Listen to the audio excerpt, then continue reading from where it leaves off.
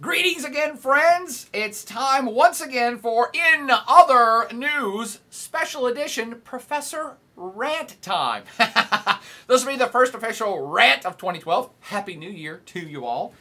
And instead of doing my usual kind of looking in depth at a specific news story from somewhere around the planet that I think is not getting enough attention, I actually want to talk a little bit about the United States for this first Professor Rant. But with a different take, and maybe that's the spin. It's not in other news, but it's thinking about the main news in other ways. And what I'm specifically talking about is, of course, unless you were in a coma for the last 48 hours, you heard about this big internet blackout thing that was that happened yesterday in protest to two bills that were going to go up before Congress, one called SOPA, one called PIPA. SOPA was the Stop Online Piracy Act or some such gibberish. And what happened as a result of online entities protesting it is that, like, Google blacked out their name. The big one was that Wikipedia completely went offline for the entire 24-hour cycle yesterday. And it just became a social media news buzz that went across the United States and the world. And, to summarize, has resulted in basically the two bills just essentially being killed because all the Congress people are running for the exits, as rats are prone to do on a sinking ship. And they're all now retracting, saying, "Oh my God, no, we didn't know. We didn't want that anyway. It wasn't us. I didn't do it. Mommy, keep electing me and give me money." Now, here's why I think it's critically important, beyond what happened itself, beyond this online protest, which resulted in two bills being killed in the U.S. Congress. It is reflective of a much more awesome thing that I think is starting to dawn in the United States, and this awesome thing I'm referring to is the bringing back of democracy. That's right. How can I possibly relate some online piracy act being destroyed to democracy? Here's how, man. Let's do this in other ways to look at main news. The SOPA and PIPA things were extremely dangerous for those of us that love liberty and freedom, because they were sponsored by the movie industry and probably media industries and online newspaper industries, or newspapers period, online and real. Any of these entities that create original content that usually gets shared, moved around, sometimes pirated, but oftentimes pieces clipped or tagged in different websites. And what these acts wanted to do was to basically give the U.S. government authority and power to jail, imprison, and fine you as an individual if you not just pirated a movie and distributed it, but if you took a piece of it, or if you took a picture from somewhere and put it on your website, or if you linked to a story somewhere else on your website. This bill would have given the U.S. government the power to imprison or fine you, or both, and shut your website down and shut down the entire server. Now, this becomes very problematic if you just think for 1 millisecond about how the web works. People sharing stuff all the time. That's the power of the web, is sharing information and sharing stuff. Yes, sometimes it's copyrighted stuff. Oftentimes it's not. But this bill is going to let the government decide which is which. Ha ha ha ha! Right. That would have been a disaster.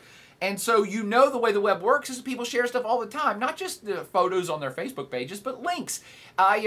In fact, I encourage this myself on the Plaid Avenger website to tie into a news story in Uzbekistan, or from the Wall Street Journal, or from the New York Times, so we can have a discussion. This bill would have shut that down too, because you would have been referencing or pointing to copyrighted information that's not yours. And now, that would have been terrible. It was going to stifle innovation, creativity, because that's what people do a lot on the web, is we share stuff and we look at stuff, and because I looked at this little piece of news over here and I saw this video over here, and then I have a new idea and I build on it. Maybe I cut and paste a picture of Oprah Winfrey from a copyrighted source, but then I take it into Photoshop and manipulate it and do crazy stuff to it, and invent a new game with Oprah Winfrey's face on it. You would have been shut down and imprisoned for that. Simply just sharing news stories, that would have been problematic. It's like, what? That's crazy. Innovation and building on stuff is kind of how new things occur, and aggregation and people sharing thoughts and ideas and stuff is part of the online, not just innovation of new products, but kind of entertainment and everything else. By the way, YouTube would have been destroyed by these acts, because in essence, it would have been a situation where every single page and every single thing would have to be 100% unique by you. You, whoever put up that web page, you couldn't share nothing unless you had a 100% lockbox guarantee that was contained no copyrighted images or no copyrighted text of anybody else on planet Earth. And that's just crazy nonsense. Anyway, I'm getting all fired up about how crappy the SOPA and PIPA was going to be. Now let me get back to the main points of why it's good for democracy, or it's reflective of how democracy is coming back to the United States. Because the Motion Picture Association, who sponsored this bill, basically wrote it, and all the other places that create original content that didn't want anyone to share, and that's really what the heart of this was. None of these entities, these big businesses, be it media, movies, or music, they don't want you, the users, sharing. Why not? Why can't I share my Lionel Richie album with somebody, or my VCR tape of Goonies? No, no, no, no, no. None of these entities want you to share, because if all the people on the web just shared, then they could take one copy and share it with 1 million people. And they ain't about that. They want you, consumers, to sit on the couch, don't get up, don't move, and a million of you individually buy 1 million copies of Goonies from me, the MPAA, or 1 million copies of the Lionel Richie album from RCA Records or whoever produced it. That's what they want. In essence, they're trying to preserve the old school way. And they're throwing as much money as possible at Congress to try to preserve this archaic way of life. That's how they've made their trillions over the years, and they want to keep making their trillions over the years into the future. So that's what that's all about. They're not into sharing. Unfortunately for them, sharing is the most awesome part of the web, be it through Facebook or online music, things like Turntable and lots of other things. And that's its real power, and that's where a lot of innovation in today's world comes from. New companies a lot of times have innovated from old products and other things they've seen and shared and done and built on. That's the new economy, dudes. That's the way it is. So it's really good that these things got destroyed. Now to the point of how they got destroyed. They got destroyed, these two acts, in a 24-hour period because entities like Google, not Facebook, not so much, and Wikipedia understood inherently what was going on here. And they energized the masses to go protest and told everybody to go flood your senators and congressional people's inboxes, which they did. A lot of people, congressional people's websites crashed yesterday. And basically to have people have their voice heard of how many millions of people were going to be extremely unhappy about this bullshit act being passed, both of them. And that they wanted their senators to know that, hey, we are not supportive of this, and if you do this, you're going to get your asses unelected. To me, that's democracy in action. I've heard people already on the web arguing, saying, well, see, you know, Google and Wikipedia, they've just become new, you know, PACs, new political action groups, just like an MPAA, the ones who are paying and writing this bullshit law to be passed. And to a point, that's kind of true. However, what these online guys did is novel, because in the past, the old way is that these political action groups take their billions of dollars to Congress and pay off the senators to write the legislation that they want that benefits their industry, whether it be the movie industry or the oil industry or any other industry. And these are lobbyists, which I know you've heard that term. And that's the way the game's been played forever. Certainly in the last 50 years, where government has become so horrifically corrupt that most senators and congressional people don't even know the laws they're passing anymore. They just say, hey, Tyson Chicken wants to write a law about chicken. Okay, you guys write the law and just kind of give us an executive summary and we'll pass it. I mean, that's how stuff gets passed in today's world, because the lobbyists and political action groups give so much money to all the elected officials' campaign coffers, and of course they get perks on the side too, that these elected officials are beholden to these entities to do whatever they say, to do their bidding. And again, I don't mean to get off on a liberal rant here about how corrupt government is, because everybody already knows. Everybody knows the system stinks to the high heaven. Why I like what happened yesterday is because it flies in the face of old school lobbying. Not just is the internet new and information sharing is new, and that the music industry had to completely reinvent itself because of the internet. Now we have the movie industry, which is going to have to reinvent itself because of the internet. But you have lobbying entities, political action groups, which are going to have to reinvent themselves because the old system is getting destroyed. Why? Because of the internet and the social networking institutes that destroyed two well-funded bills put forward by billion-dollar industries yesterday. Now do you see why I'm excited about it? That's crazy. The world is continuing to change in an extremely big way because of the innovations of the internet and communications. It's really all about communications and sharing, quite frankly. I know most people just go on there for shopping. And the internet has redone the way that we shop as well. It's these other things that are a much bigger deal. And now let me tie it to other world events. What you're seeing with what happened yesterday with the destruction of SOPA and PIPA, to me, is a one-to-one analogy to what happened in Egypt last year, or this time last year. What happened all across the Middle East in the Arab Spring. That the base of it was because of social media, because of people connecting online to share ideas, not trying to share movies or pirated stuff, but as a force for bringing people together for a common cause to share their ideologies and to share information of how they can change their lives. That was what was so exciting about the Arab Revolution, bringing democracy, bringing people's voices to change a system in Egypt or in Tunisia or possibly Syria. That is a really big deal, and we've been on the sidelines in America looking at that saying, that's great. Yay! The freedom of information on the internet is bringing democracy and human rights and liberation of people in a very real sense in the Middle East and perhaps other places on planet Earth that's going to apply. And now I'm saying, hey, brothers and sisters, bring it home.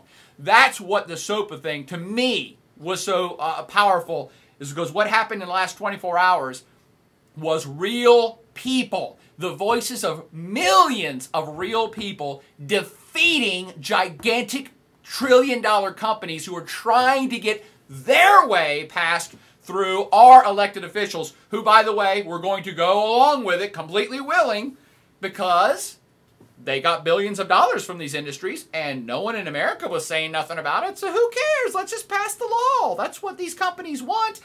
And then tens of millions of people came in yesterday in a 24-hour period and say, if you do that, you're going to get your asses unelected. That, my friend, is democracy. And it's already, again, it's changing the way that political opposition forms, the way that governments have to respond to their citizens in very real, tangible ways around the planet. The internet and freedom of information has already changed the music industry. It's now going to force the movie industry to change. They're not going to be able to say, yes, you all have to sit on your couches and all buy individual copies of The Lion King from us. They're going to have to change to a different model like the music industry has done. And here's why I also got on this rant today in particular. Not just because of all the great events of yesterday. But today, in a completely unrelated story, Apple launched something called iAuthor.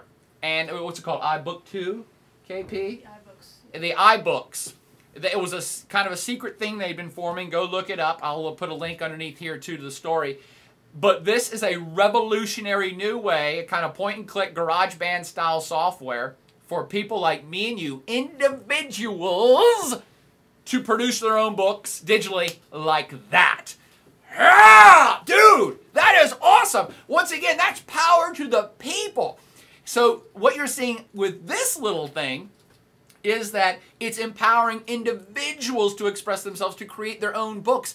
That's something that in the past was, of course, impossible too. To create a book, you would have had to have, you know, a sponsor, someone, you know, a publishing company to put forward the money, because it costs like $50,000 just to get a bunch of books printed, and you have to get accepted, and your book has to be good enough, or at least they think it's commercially viable enough.